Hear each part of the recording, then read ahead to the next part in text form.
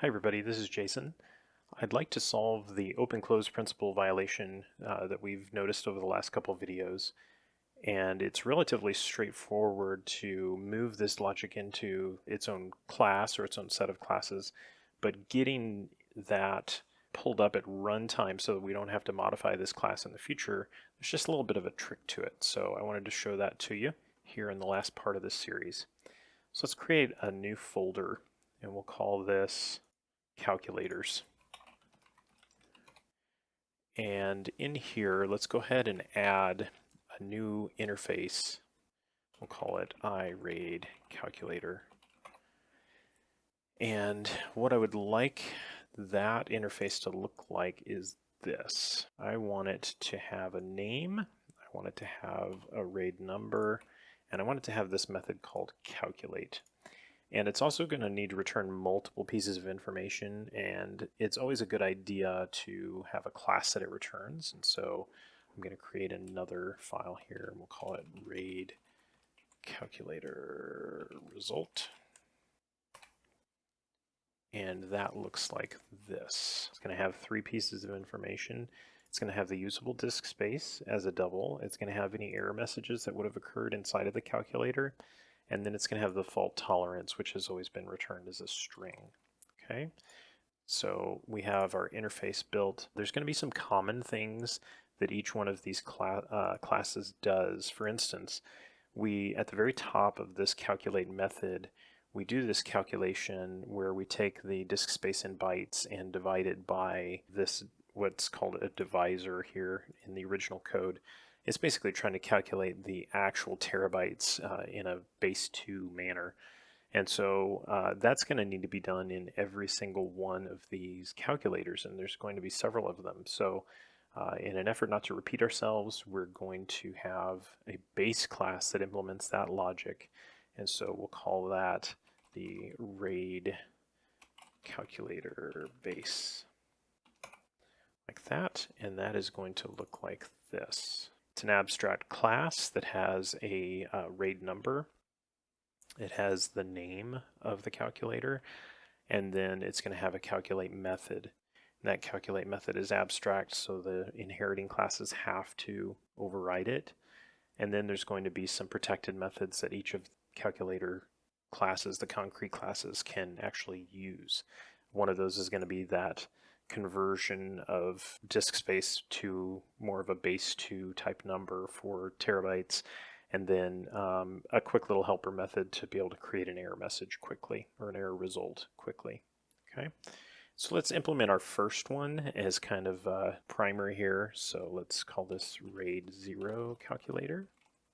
And the way that's going to look is like this.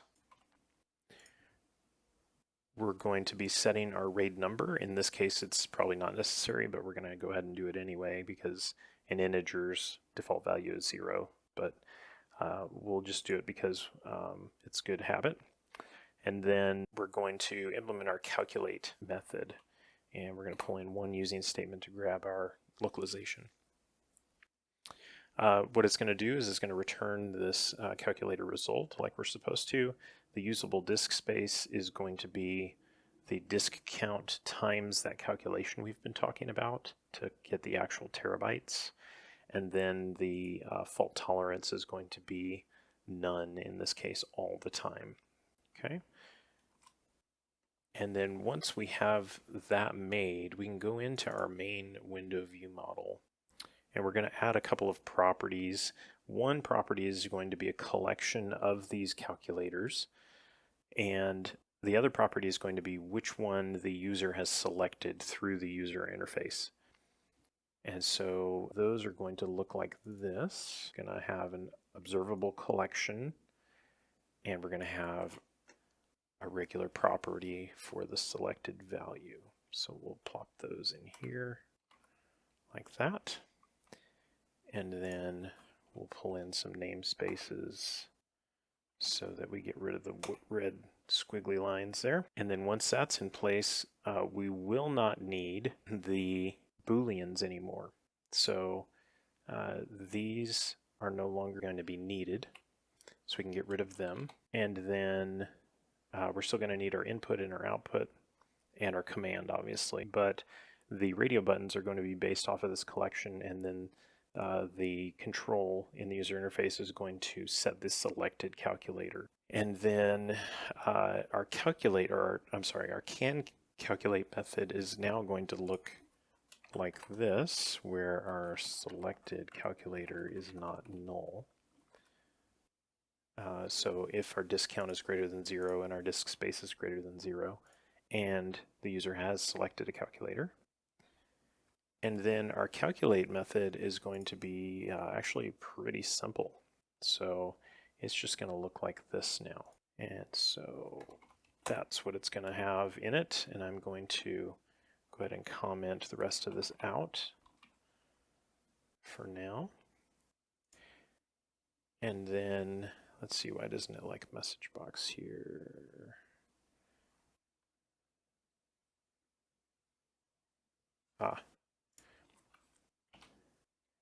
Yeah, need to name that properly. Private field should have, I have my rules set so that it needs an underscore with a capital letter. So, all right. And that should be the changes that we need to do in the view model. Now the complexity comes with the user interface, and it's, while it is a little more complex, it's not totally out of this world. If you've done any sort of WPF bindings, you're probably fairly used to seeing some interesting things in XAML. And so I think what I'll do is I'll copy and paste it in, and we'll kind of walk through it together here. So I'm going to pull that in. We're going to replace our wrap panel here with a list box. Okay. And so this list box is going to be bound to the collection of calculators. When something gets selected from the list box, it's going to set the selected calculator, and that needs to be, actually I don't know if it needs it, but I usually put two-way just to remind myself that that is going to be set by the user interface. The item container style is the style of each of the items, and the important part here is that when the list box item is selected, we're going to set that on the content as well. Okay, and so the template for each of the items is going to have a margin, and that's what this is doing. And then our content, our radio button, is going to be here in this content presenter. And then if we scroll down a little bit, we're going to see the items panel template is going to be a wrap panel, just like we had before. And then our item template is going to, finally, we get to the radio button here. So like I said, it's a little complex, but it does fix a problem for us where we would have to modify the user interface every time we added a RAID type. And so the radio button, its content is the name property of the calculator, and then its setting is checked based on whether or not the list box item is selected. So the list box item that the radio button is contained inside of, if it is selected, then that radio button will be checked. Okay, enough XAML. Let's go ahead and run this and take a look at what our result is so far. Oh, you know what? We've got nothing in the list because we haven't loaded it. And that's really kind of where the fun part comes that I was talking about. We're going to need to be able to figure out a way to, at runtime, set this collection to a collection of calculators. And so the way I like to do that is to create a factory. So I'm going to say RAID calculator factory. And that is going to look like this. And actually, it just dawned on me, we're probably going to need this to be RAID calculator factory, because when we start testing, which we should always do, we're going to need to mock this. And so if we implement an interface, that's going to make it much easier. RAID calculator factory, like that. Okay. And then that is going to be a relatively simple interface. It just has this one method that's called getAll. Okay. All right, so back to the concrete class. The idea is that we want to use a little bit of reflection and look at our assembly or our executable that's running. And we're going to look at all of the types inside of it where it is not an abstract type, meaning it's not our base calculator class. It's not an interface, so it's not the iRaid calculator, but it is assignable from the iRaid calculator type. Okay, so that should be the query that gets us all of the calculators, all of these here, what we've done with RAID 0 calculator. And then we want to create a brand new instance of it. We want to cast it back to an iRaid calculator and then sort them by RAID number so they show up in the user interface in an understandable way. And then we'll create a list out of our results here.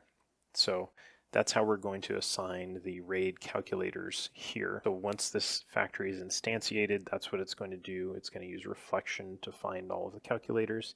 And then our getAll method is simply going to return all of those calculators.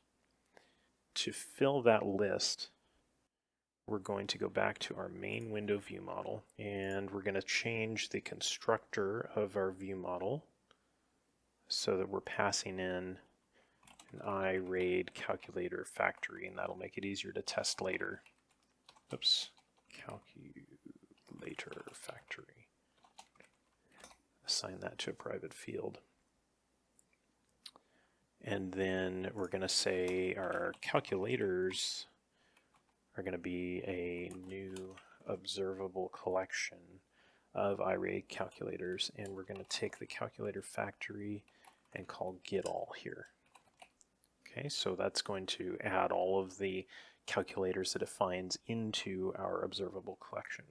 Now when we run the application, we should see, nope, you know what, I forgot the IOC container. So when we added that to the constructor of our main window view model, what I didn't do is add or tell the IOC container how to find an instance of the iRaid calculator factory. And so I need to do that down in the app XAML CS here.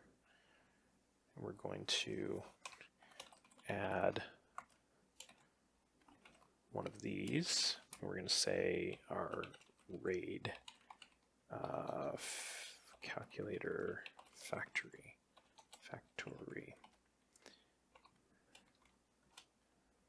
Like that. Okay, now let's go ahead and run.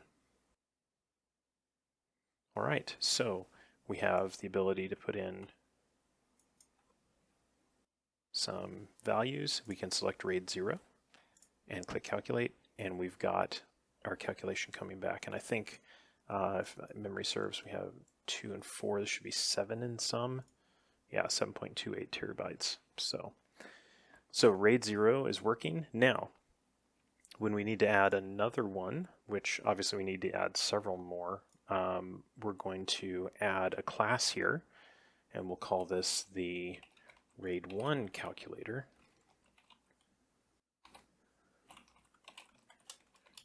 And our number is our RAID number. No, number. It's called number, right? Oh, helps to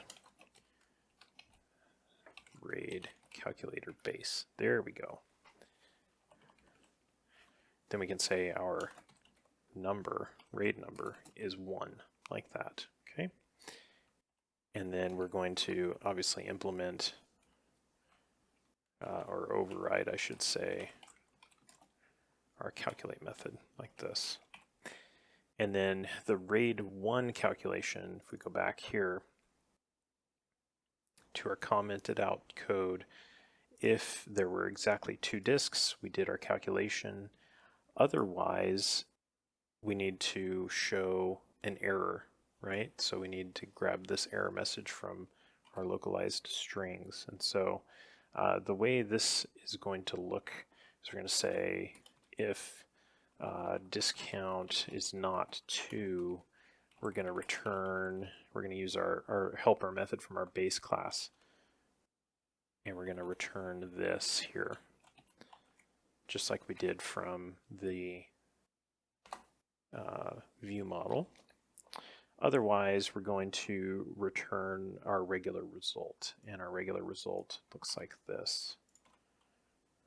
And so if you remember, we changed our calculate method so that if there is an error message, it does show that error message via message box and just stops. Otherwise, it will set our text so that it shows the terabytes and the fault tolerance just like it should. Okay, so we haven't done any other changes. We just created a brand new class inside of our project, and it should be picked up at runtime because we're using reflection there in that factory. And so we haven't modified any classes. We've just extended the RAID calculator base. Let's see what happens. Okay, so now I've got the same user interface. Now I have RAID 1 and RAID 0, or RAID 0 and RAID 1. So if I choose RAID 1 and I say number of disks 3, like that, and I get my error message, exactly 2 disks are required, and so we change that to 2, and let's say they're 2 terabytes each. So 1.82 terabytes, and 1 disk can fail in RAID 1. Okay, and so what we'll do is we'll implement, we'll create a class for every single one of these RAID types so that we get all of our RAID types back. And so let me do that, and we'll come back and we'll talk about how we want to test these. All right, so all of the calculator classes have been created, and so now if we run our application, we've got all of our RAID types back. They're sorted for us just like they were before, RAID 0 through RAID 10. And now if I choose something like this, RAID 5, and calculate, I get my result just like I did before. So that's how we would want to fix that open-close violation. One last thing, like I said, we do want to go look at how we might test these as well. I'm going to add a folder. And I want to structure this similar to the main project. So we'll move these in here. We'll change this to view models to match the namespaces up. Notice our tests are already broken here, and so I'm going to show you what I would do here so that we can fix these tests, and we'll walk through it here. So now that we have individual units that can calculate, that do the calculations on their own, so we have individual calculators, that the testing of the calculations is going to be tested in the test classes for those individual calculator classes.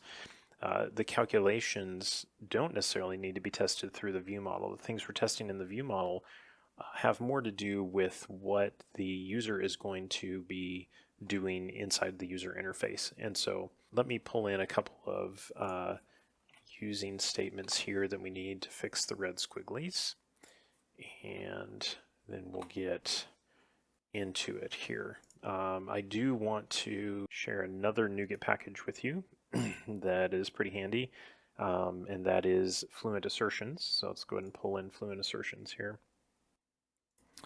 And yep, fluent assertions, get that installed. All right, and then we'll pull it in with a using statement here and double check, and I think all of these are going to compile. So let's run these tests and make sure.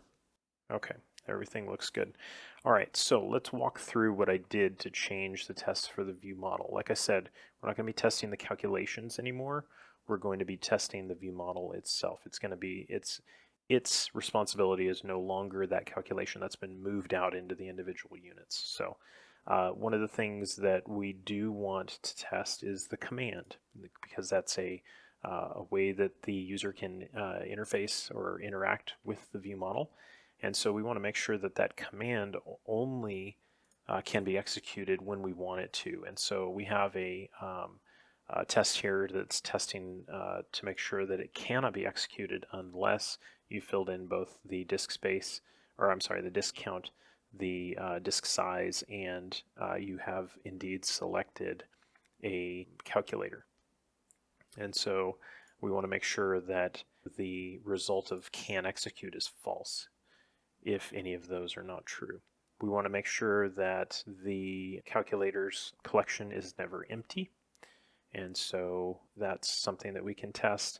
Another thing we can test is we can make sure that the results that the calculator returns are the results that the view model returns. We don't want the view model returning some result that wasn't actually returned by a calculator, and so we maybe want to double check that, just do a quick test of that, and that's what this test does here.